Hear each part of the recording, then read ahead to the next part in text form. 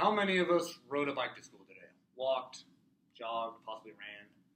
I know from my experience of driving around the parking lot for 15 minutes trying to find a parking spot today, that the most of us drove our car.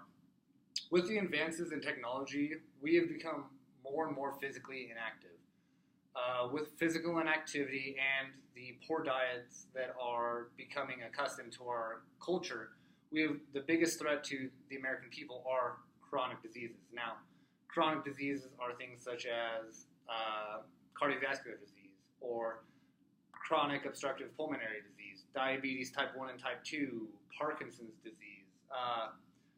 All these diseases that are, in general, caused by lifestyle, besides COPD, or no, I'm sorry, diabetes type 1 and Parkinson's have more to do with genetics. But in general, it's lifestyle choices of physical inactivity and caused by poor nutrition. Now, when it came to my research, there were three main categories that they did experiments on. There was the group that did nothing, no exercise at all. There was a group that did continuous exercise, and then there was a group that did continuous exercise along with weightlifting. Now, the group that did no exercise in all of the groups, COPD, CVD, diabetes type 2, Parkinson's, they were just the tester, like the test level. Now, the exercise group here, that was just purely continuous exercise for each group, there was an increase. But the best results came from the group that did continuous exercising along with weightlifting. They showed in the people with cardiovascular disease a decrease in LDL cholesterol, which is cholesterol that clogs up our hearts. They showed a decrease in that, the greatest decrease of either of the exercises. With diabetes, they showed better insulin resistance, they showed better sensitivity to insulin, which is what we want when we're talking about diabetes type 2.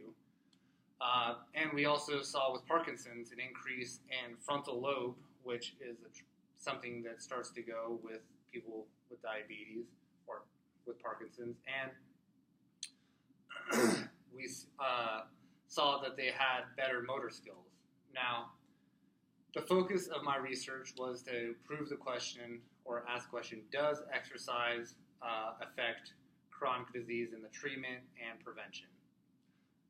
So, for my research, I can say that exercise does improve the recovery from chronic disease as well as the prevention, all except for COPD, chronic obstructive pulmonary disease, which is an inability to actually get oxygen in our system because of our lungs.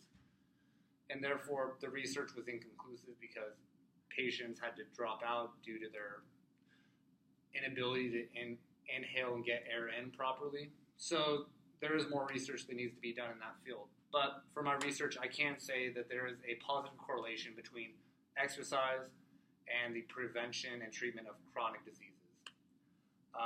My hope is that everyone will lead a more physically active lifestyle and that everyone will get up and get after it. So thank you for this opportunity, and thank you.